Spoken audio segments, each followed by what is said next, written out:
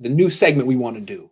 The Yep. Dr. Jekyll and Mr. Hyde segment. It's something my dad and I do every once in a while where we'll basically argue both sides of an argument. And we're going to, you like the idea of that. It's a fun academic exercise, and it gets really into the, as you put it, the logic of how you arrive at your conclusions, not so much the conclusions. And the logic is what's interesting. So let's do that for about 3 different topics, starting with Jimmy Garoppolo.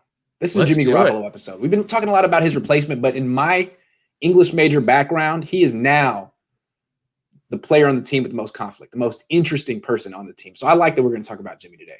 I know fans are ready to throw him out, but what we're going to do first is both of us are going to make the argument for why Jimmy Garoppolo will be the Niners starting quarterback week 1. Not that we necessarily believe it. We're just going to make the argument. Then we're going to make counter arguments, and we're going to see which one is more convincing. So, Rob, why don't you start us off?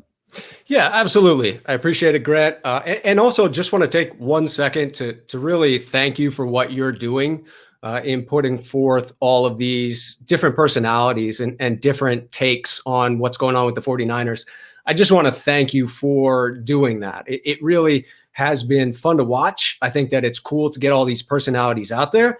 And now that I'm one of them, you know, the thank you is a bit more sincere. So let's look at what are the assumptions that we're making going into this, because I think that we have to lay down the ground rules. So to me, there are 4 assumptions going in. The first one is that the 49ers will take a QB at number 3. I think everyone pretty much agrees with that, except when you're looking at Kyle Pitts.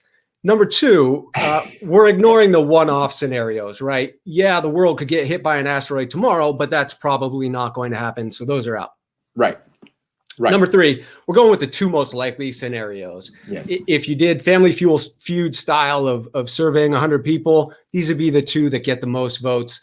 The third one that we're throwing out is really going to be the one where Jimmy stays, but he's a backup quarterback. $25 million backup quarterback. I think most reasonable people can agree that that's an unlikely scenario. So that's out. Yes. And lastly, we're working with the information that we currently have available, which includes the new breaking news on Nate Sudfeld. Yes. The Niners' newest quarterback. What an exciting move it is. We will talk about that. And then we'll talk about Sudfeld in his own right a little later. But right now we're talking Jimmy. Boom. Let's do it. So Dr. Jekyll. Jimmy's obviously going to be the starting quarterback of the San Francisco 49ers week 1, Grant. I mean, it's plain as day to me. First and foremost, we are a Super Bowl caliber team, and Super Bowl caliber teams don't start rookie quarterbacks. A rookie has never won a Super Bowl. You know, the closest you got recently was Big Ben. It's a top-down belief from the York family on down that we are a Super Bowl contender. As a fan, I've been sold on that fact. Number 2, the 49ers have to maximize their wins in 2021. You can't hand a top 10 pick to Miami next year. It's a PR nightmare, right? The process of explaining away how we got to another top 10 pick would hurt. Yeah, that would be a big ego bruise for the entire organization. And they don't have to maximize the wins. And they don't have that pick. It's gone. So they don't. Yeah, that'd be tough. Well, that's what I mean. The pick that they've given away can't be a top 10 pick. Exactly. Yep. And number 3, Jimmy's obviously the best chance at winning early in 2021. Jimmy knows the offense. It's going to take the rookie a year to learn the offense. We've always heard that this is the Shanahan offense. It takes a full year to get it. It's going to take the rookie a while to get it. So we need Jimmy in there. With an impacted offseason, it's just that much harder, right? We're talking about potentially some virtual activities. Some of it's in person. It sure sounds like it's going to be impacted in some way, and that's not good for a rookie.